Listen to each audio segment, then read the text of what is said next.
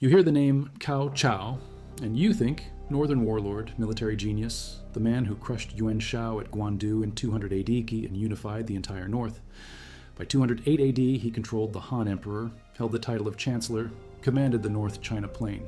He swept through province after province. Nobody stopped him.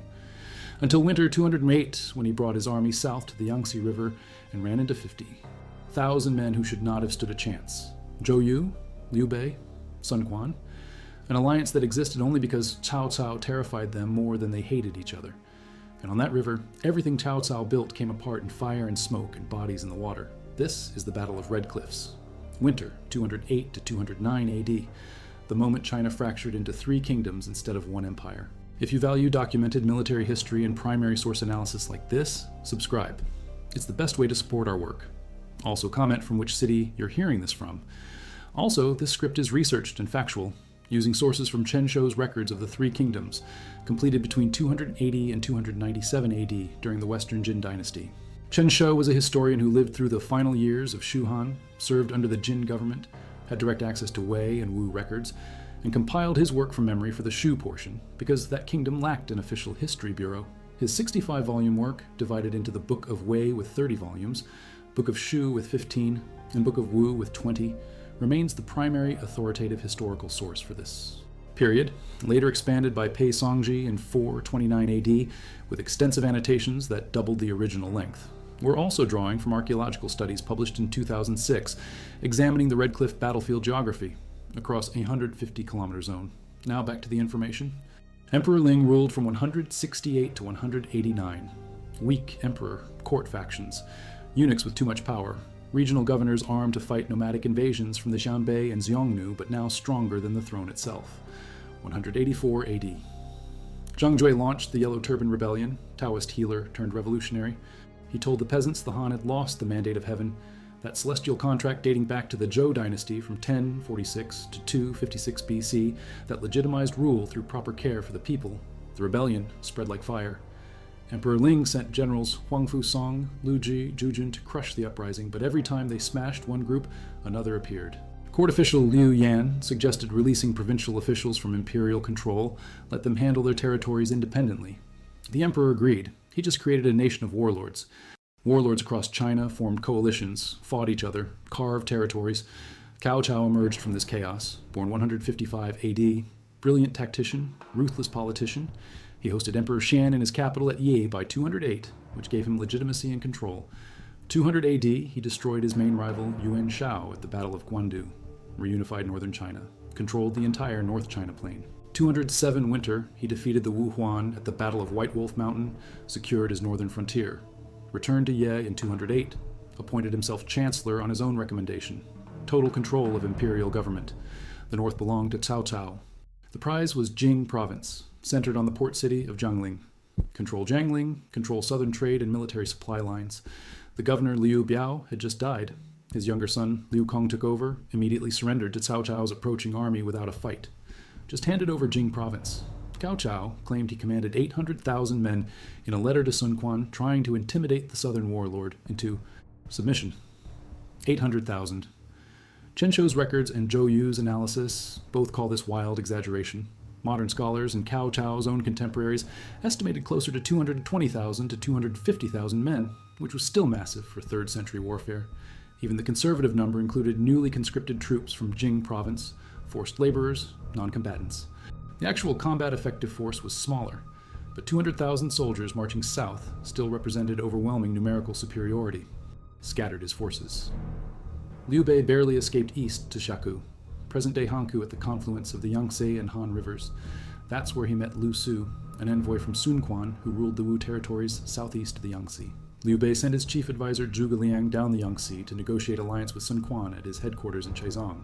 Son of Sun Jian, who died in battle, brother of Sun Ce, who was assassinated at age 25 in 200 AD. Sun Quan inherited command at 18 with veterans like Cheng Pu and Huang Gai from his father's generation, plus younger officers like his best commander Zhou Yu and diplomat Lu Su. His territories in Jiangdong, the land east of the Yangtze, were stable, but not strong enough to face Cao Cao alone. His chief clerk, Zhang Zhao, led the faction advocating surrender. Cao Cao's letter, claiming 800,000 men, was sitting on the table. Zhang Zhao argued the numbers made resistance suicide. He noted Cao Cao's army was primarily cavalry and infantry from the dry northern plains, minimal naval experience. They'd been marching hard through the southern autumn, crossing unfamiliar terrain, entering marshy lowlands along the Yangtze where diseases like typhoid fever were endemic. Northern troops had no immunity to southern tropical illnesses. Supply lines stretched hundreds of kilometers back to the north. Cao Cao's position in Jing province was unstable because he'd just conquered it. No popular support, no secure base. His fleet was captured ships from Jing province operated by crews who'd just surrendered. Low morale, seasickness already affecting northern soldiers unused to living on water. Zhu Zhiliang made similar arguments. Lu Su pushed for alliance. Sun Quan made his decision during an assembly. Chen Shou's records describe him chopping off a corner of his desk with his sword and declaring anyone who argued for surrender would be treated the same as that desk. Alliance it was. Sun Quan sent Zhou Yu, Cheng Pu, and Lu Su with 30,000 men to join Liu Bei's forces. Liu Bei commanded somewhere between 10,000 and 20,000 troops, based on various sources. The alliance fielded roughly 50,000 men total against Cao Cao's 200,000 plus. Julian calendar. Winter. Cold. The Allied forces sailed upstream from either Jiaku or Fanku. Sources disagree on Liu Bei's exact position, but Chen Shu repeatedly asserts Jiaku, while later annotations by Pei Songji mention Fanku. Either way, they moved up the Yangtze to a place called Chibi, Red Cliffs. The exact location has been debated for over 1,300 years. No physical archaeological evidence confirms the site. Candidates include areas near modern Wuhan at the confluence of the Yangtze and Han rivers, Jiayu in Hubei province, or Chibi City. The battle zone, according to a 2006 geographical study, extended across more than 300 li, roughly 150 kilometers, encompassing the initial clash at Chibi, the chase battle to Wulin, and Cao Cao's retreat along Huarong Road. The Allied fleet encountered Cao Cao's vanguard. Small skirmish. Cao Cao's men were exhausted from forced marches, suffering from disease outbreaks in the damp river basin. Debilitated by seasickness, they couldn't gain advantage. Cao Cao retreated to the northern bank of the Yangtze at a place called Wulin. The Allies pulled back to the southern bank at Chibi, both sides now positioned across the river from each other. Cao Cao's fleet anchored at Wulin. His land forces made camp on the northern riverbank. The Allies held the southern shore. Stop the seasickness. Cao Cao approved. They began lashing the entire fleet together into one massive floating fortress, thousands of ships connected. It worked for the seasickness, but it created a catastrophic tactical vulnerability. Huang Gai said they could destroy Cao Cao's fleet by fire. Zhou Yu agreed. They prepared the attack. Huang Gai assembled about 10 Mengchong warships and Dujian fighting vessels, loaded them with dry reeds, kindling, bundles of combustible material, doused everything in oil. These were fire ships, but they needed Cao Cao to let them get close. Claimed he was unhappy with Zhou Yu's leadership, wanted to surrender and bring his ships over to Cao Cao's side, sent the message across with an envoy. Cao Cao read it and told the messenger he feared it was a trick, but if Huang Gai's offer was genuine, he'd reward him handsomely. Cao Cao suspected deception, but couldn't be certain. The Romance of the Three Kingdoms, written in the 14th century by Luo Guanzhong, includes a dramatic, fictional episode where Huang Gai and Zhou Yu stage a self-torture ruse, where Zhou Yu has Huang Gai publicly flogged to make the defection story believable. No such event appears in Chen Shou's historical records. The actual account is simpler. Huang Gai sent the letter. Cao Cao responded cautiously. Huang Gai prepared small boats called zhuges to follow behind the fire ships for his men to escape on. Winter along the Yangtze. The prevailing winds blow from the north and northwest. To drive fire ships into Cao Cao's northern fleet, they needed southeastern wind. Rare in winter, but not impossible. The romance includes another fictional element where Zhuge Liang performs a Taoist ritual to summon the eastern wind. 3 days of prayers on an altar to change the weather. Again, not in the historical sources. The wind simply shifted naturally as winter weather patterns can vary. When the southeastern wind picked up, Huang Gai launched. Cao Cao's troops came out to the riverbank to watch. They believed Huang Gai was defecting as promised. The ships came fast. When they reached the midpoint of the river, Huang Gai's crews set the vessels on fire and immediately jumped into the small boats, trailing behind, rowing hard back to the southern shore. Cao Cao's men saw the flames too late. No time to react. No way to untangle thousands of ships linked by iron chains. The fire ships slammed into the anchored fleet and erupted. Flames spread from ship to ship along the chains. Within minutes, the entire northern fleet was burning. Smoke and fire stretched across the sky. Men and horses trapped on the chained vessels burned to death or drowned jumping into the freezing Yangtze. The flames leaped from the water to Cao Cao's land camps on the northern bank. Tents caught fire. Supply stores burned. Chaos. Cao Cao recognized total defeat. He issued a general retreat order, burned his remaining ships to prevent them falling into enemy hands, abandoned the camp at Wulin, fled west. Many of Cao Cao's soldiers were sick with typhoid and other diseases contracted in the river basin, weak, exhausted, demoralized. The retreat became a death march. Soldiers got stuck in mud and were trampled by cavalry and wagons trying to push through. Men had to carry bundles of grass and reeds on their backs to throw down on the worst sections, creating a temporary surface for horses to cross, while the soldiers carrying the bundles got mired and crushed. Zhou Yu and Liu Bei's forces pursued along both land and water routes. Disease and famine killed more of Cao Cao's men during the retreat than died in the actual battle. The romance of the Three Kingdoms includes a famous fictional scene where Guan Yu ambushes Cao Cao at Horong Road, but lets him escape out of gratitude for past kindness. No historical evidence supports this. Cao Cao simply managed to fight and run his way out. Numbers. Exact casualty figures don't survive in the sources. Chen Shou doesn't provide specific death counts. Modern estimates based on the scale of the retreat and subsequent campaigns suggest Cao Cao lost at least half his invasion force, possibly 100,000 men killed, captured, dead from disease, or deserted. His fleet of thousands of ships, estimates run from 2,000 to over 10,000 vessels, though exact counts are disputed, was completely destroyed. The Allied casualties were significantly lower, concentrated mostly in Sun Quan's Wu forces during the subsequent siege of Jiangling rather than in the Red Cliffs battle itself. Zhou Yu besieged Jiangling. Took until the end of 209 to capture it. By then, Cao Cao's control in Jing province had contracted about 160 kilometers north to the area around Shenyang. He never again commanded a fleet as large as he had at Red Cliffs, never got another opportunity to destroy his southern rivals. Liu Qi, Liu Bei's ally who'd fought at Red Cliffs, was appointed inspector of Jing province. He died of sickness a few months after the battle. Sun Quan absorbed most of his lands, centered at Jiangxia Commandery. Liu Bei claimed the title of inspector of Jing province and occupied 4 commanderies south of the Yangtze: Wuling, Changsha, Lingling, Guiyang. This gave Liu Bei strategic access to Yi province to the west, modern Sichuan and Chongqing, which he would conquer between 213 and 214, establishing his capital at Chengdu and founding the state later called Shu Han. Sun Quan controlled the Jiangdong territories, forming the Kingdom of Eastern Wu. Cao Cao proclaimed himself King of Wei in 216, founding the Kingdom of Cao Wei. When Emperor Xian was forced to abdicate in 220, Cao Cao's son, Cao Pi, became Emperor of Wei. Liu Bei declared himself Emperor of Shu Han in 221. Sun Quan proclaimed himself Emperor of Wu in 229. The Three Kingdoms period officially began. It lasted until 280 when the Jin dynasty reunified China. The Yangtze River in winter, 208, was a natural barrier that neutralized Cao Cao's numerical advantage. His cavalry, his strength on northern plains, couldn't operate effectively on water or in the marshy river basin. His infantry lacked naval training. The captured Jing province fleet was operated by crews who just surrendered under pressure, no loyalty, low morale. Zhou Yu's Wu forces included veterans who'd grown up on rivers and coastal waters. Half of Sun Quan's 30,000 men had extensive maritime experience. They knew the currents, the seasonal winds, the river geography. Liu Bei's forces added land combat expertise and provided crucial strategic depth through the alliance. Modern understanding of disease vectors confirms that northern troops entering the Yangtze River basin in autumn and winter would encounter tropical and subtropical illnesses to which they had no immunity.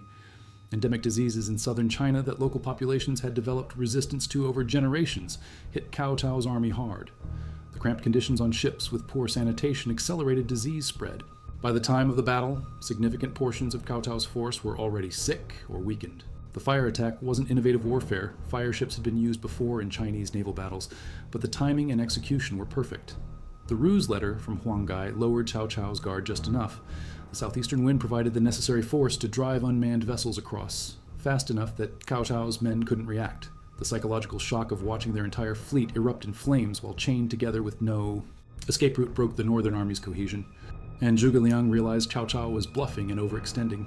The long supply lines back to the north meant he couldn't sustain a prolonged campaign. When the battle went wrong, he had no fallback position, no secure base in Jing province to regroup. The retreat route through Horong Road was predictable and terrible terrain. Everything that could go wrong did. He was 36 years old. His death severely weakened Sun Quan's military leadership in Jing province. Liu Bei took advantage, expanded his control over the region. The alliance between Sun Quan and Liu Bei, forged purely out of necessity against Cao Cao, began fraying immediately after the common threat disappeared. Sun Quan wanted Jing province for himself. Liu Bei occupied it. This tension led to conflicts between Wu and Shu throughout the Three Kingdoms period. In 219, while Liu Bei's general Guan Yu was attacking Cao Cao's forces at Fancheng, Sun Quan's general Lu Meng invaded Jing province, captured and executed Guan Yu. The alliance was dead. The 2006 geographical study argues the battle encompassed multiple stages across 150 kilometers. The initial engagement at Chibi, possibly at Qiji Hill southwest of Wuchang in modern Wuhan City, though this location has since disappeared through natural erosion and urban development. The chase battle along the Yangtze ending at Wulin. Cao Cao's retreat along Horong Road. The site across from Wulin, where Chibi Hill stands today in Chibi City, is part of the ancient battlefield zone, but not the location of the initial clash. Modern Chibi City has ancient cliff engravings at least 1,000 years old marking the battle site, but these were carved centuries after the event and don't constitute contemporary evidence. Several sites along the Yangtze have produced items suggestive of Han-era military activity, but nothing conclusively linked to the Winter 208 battle. Local museums in the Chibi region host exhibitions mixing archaeological finds with folklore. The lack of marked battlefield sites isn't unusual for ancient China, where battles often weren't commemorated immediately and place names shifted over centuries. The Romance of the Three Kingdoms novel, written by Luo Guanzhong in the 14th century over 1,100 years after the battle, mixed Chen Shou's historical records with centuries of accumulated oral legends, dramatic inventions, and moral storytelling. The novel is roughly 70% historical, 30% fictional according to modern analysis. It's the source of most popular misconceptions, the self-torture ruse. Zhou Liang summoning the wind, borrowing arrows from Cao Cao in a separate incident, Pang Tong advising Cao Cao to chain the ships. None of these appear in Chen Shou's contemporary historical account. The novel prioritizes narrative drama and Confucian moral lessons over factual accuracy. Also, comment below which aspects of ancient Chinese warfare interest you most. This defensive line would reappear throughout Chinese history, defining north-south power struggles for the next 1,000 years. The Three Kingdoms period crystallized into three distinct political and military cultures. Wei in the north focused on cavalry and infantry, continental power, control of the Yellow River Valley. Wu in the southeast developed sophisticated naval power, maritime trade networks, rice agriculture. Shu in the southwest held defensible mountain territories, claimed Han Dynasty legitimacy through Liu Bei's ancestry. Wu controlled the richest trade routes and developed the strongest navy. This stalemate lasted 60 years. 263 AD, Wei conquered Shu. 280 AD, Jin Dynasty, which had overthrown Wei's Cao family in 266, through a coup by the Sima clan, conquered Wu and reunified China. But that's a different story. Red Cliffs in winter 208-9 was the moment unification failed. Chen Shou's account is remarkably sparse on dramatic details compared to later retellings. His biography of Zhou Yu and the records of the Three Kingdoms provides the most detailed narrative of the battle strategy and execution. He describes the fireship plan, Huang Gai's feigned defection letter, the southeastern wind, the chained fleet burning, Zhou Yu's land assault, Cao Cao's retreat. But he doesn't embellish with supernatural elements or extended dramatic dialogue. His style is concise, focused on factual sequence of events, names, positions, outcomes. Pei Songji's annotations added in 429 gathered alternative accounts from other sources, including contradictory details about Liu Bei's position at Xiaku versus Fengku, but maintained the same historical framework. Sima Guang used Chen Shou's account extensively when compiling the comprehensive Mirror for Aid in Government centuries later, treating it as authoritative despite some internal contradictions. The Book of Wu by Wei Zhao and others chronicled Eastern Wu. Both were used by Chen Shou, but since Shu Han lacked an official history bureau, Chen Shou composed the Book of Shu from his personal memory of events and collected sources like his writings about Zhuge Liang. He was born in 233 in what's now Nanchong, Sichuan, in Shu Han territory. Studied under historian Qiao Zhou, lived through Shu's final years. When Wei conquered Shu in 263, he became an official under Jin Dynasty. This personal experience gave him direct knowledge of Shu history, but also potential bias. He had to write in a way that legitimized Jin Dynasty rule, which inherited its mandate from Wei. So he accorded Wei primary status in his records, referring to Wei rulers as emperors while calling Shu and Wu rulers lords. But he treated all three states' narratives with chronological detail and political documentation, creating a balanced historical account under political constraints. Local commanders who knew the Yangtze's seasonal patterns could predict and wait for the right conditions. Fire as a naval weapon required specific circumstances. Wooden vessels with cloth sails and hemp rigging, packed with soldiers and supplies including oil and tar for maintenance, were inherently flammable. But getting fire ships close enough to enemy fleets normally meant suicide missions or lucky opportunities. Huang Gai's deception created that opportunity. The chained ships guaranteed total vulnerability once fire started. His core veteran units were cavalry and infantry from the northern campaigns, excellent on dry plains but out of their element on water. The 30,000 Wu Marines under Zhou Yu were professional naval forces. The 10 to 20,000 troops Liu Bei contributed included veteran fighters who'd survived multiple campaigns. 50,000 well-led, experienced troops fighting in favorable terrain with superior tactical knowledge defeated a much larger but poorly adapted force. During the retreat through Horong Road's marshlands, the army couldn't forage effectively. Disease had weakened soldiers who needed more food for recovery, but rations were short. Starvation, combined with typhoid fever and other illnesses, killed more men than combat. And the sources describe soldiers too weak to walk, abandoned along the road, trampled by following units. This kind of logistical collapse after a major defeat was common in ancient warfare, but Red Cliffs demonstrated it at a massive scale. The romance elevates Zhuge Liang's role to make Shu's contribution seem more significant, inventing magical elements and tactical genius demonstrations. The historical reality from Chen Shou shows Zhou Yu as the primary commander, Huang Gai as the tactical innovator with the fireship plan, Wu naval forces as the main combat strength. Liu Bei's presence secured the alliance and added land combat capability, but Wu carried the weight. After victory, disputes over Jing province began immediately. Liu Qi's death removed a neutral mediator. Liu Bei occupied territories Sun Quan believed he'd earned through his troops' sacrifices at Red Cliffs and the siege of Zhongling. This resentment poisoned the alliance. In 209, to strengthen their relationship temporarily, Liu Bei married Sun Quan's sister. That marriage ended when she returned to Wu's court while Liu Bei conquered Yi province. The tensions never resolved. They exploded into open war in 219 when Wu invaded Jing province during Liu Bei's northern campaigns. In 213, Emperor Xian gave him the title Duke of Wei with 10 cities. In 216, he became King of Wei. He ruled until his death in 220 at age 65.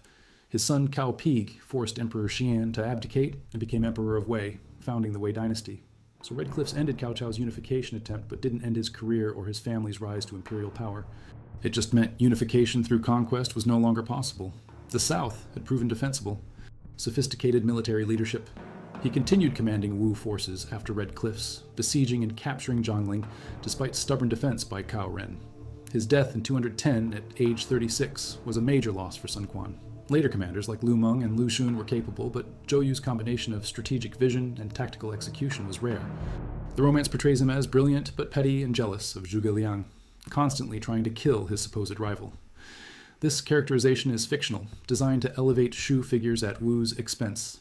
Chen Shou's historical account shows Zhou Yu and Zhuge Liang working cooperatively during the Red Cliffs campaign with no personal animosity. Without knowing exactly where the initial clash occurred, systematic excavation is impossible. The Wulin area where Cao Cao's camp burned has been searched, but river erosion over 1,800 years likely destroyed much physical evidence. The Horong Road retreat route crossed marshy terrain that shifts over centuries. Modern development in the Wuhan area and along the Yangtze has covered or destroyed potential battlefield sites. What survives are indirect indicators. Han aero weapons and armor occasionally surface in the region, but can't be definitively linked to Red Cliffs versus other conflicts. Grave sites with mass burials exist, but dating them precisely to winter, 208-9 is difficult without associated artifacts or inscriptions. The ancient cliff carvings near modern Chibi City confirm the battle was commemorated locally, but don't prove that specifics. Location was the battle site. Tributaries. When Cao Cao lost Red Cliffs and had to abandon his siege of Zhongling, he lost control of that transportation hub. Zhou Yu's subsequent successful siege in 209 gave Wu the strategic position Cao Cao had wanted. This control lasted until 219, when Shu and Wu fought over Jing province, and Wu took it by force. Fire ships became a recognized naval tactic, used in subsequent dynastic conflicts when conditions allowed. The concept of exploiting enemy weaknesses rather than matching strength against strength became a core principle in Chinese strategic texts. The importance of naval expertise when fighting on rivers or coasts was demonstrated clearly. The idea that numerical superiority could be overcome through superior positioning, better knowledge of terrain and weather, and tactical innovation appeared repeatedly in later military analyses. Red Cliffs entered the cultural consciousness as the classic example of the few defeating the many through intelligence and timing. The period's chaos forced intellectuals to grapple with questions about legitimate rule, the mandate of heaven, the relationship between power and virtue, the role of advisors and generals versus emperors. Chen Shou's historical writing set standards for biographical history. Later dynasties studied the Three Kingdoms era as a cautionary tale about the dangers of weak central authority and as a reservoir of military and political lessons. The Romance of the Three Kingdoms novel crystallized these themes into popular narrative form that influenced Chinese culture for centuries.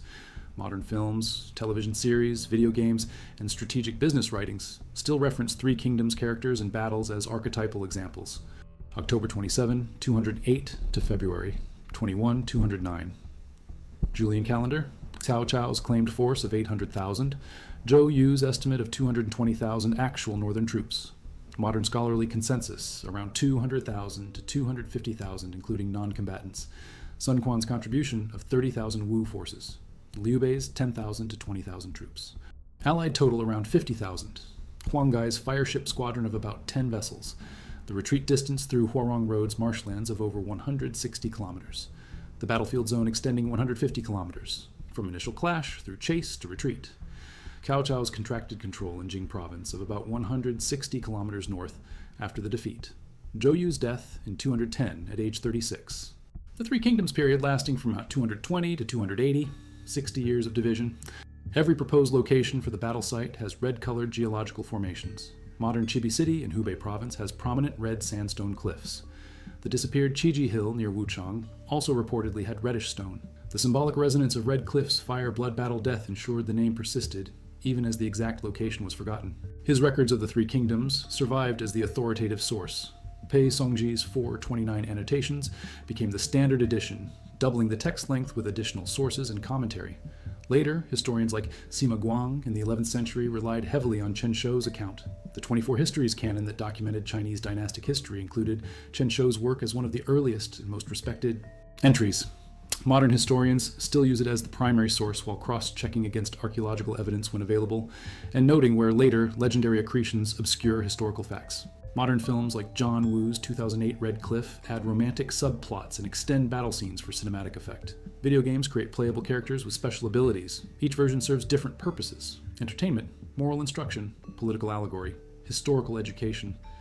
But underneath all the accumulated fiction, Chen Shou's spare historical account remains. Zhou Yu and Huang Gai planned the fire attack. Cao Cao chained his ships together. The southeastern wind drove the fire ships into the anchored fleet. The northern army burned and broke and retreated. China split into three kingdoms. The south survived. Three kingdoms would fight for 60 years until Jin reunified by force. But that winter showed the south could hold. One battle, one river. Everything changed. But they proved something else. Red Cliffs mattered enough that people kept searching for it, kept marking it, kept telling the story. Over 1,800 years later, we're still trying to find where exactly those ships burned, where the alliance stood, where Cao Cao's northern army fell apart in fire and water. The location may be gone, the battle is not.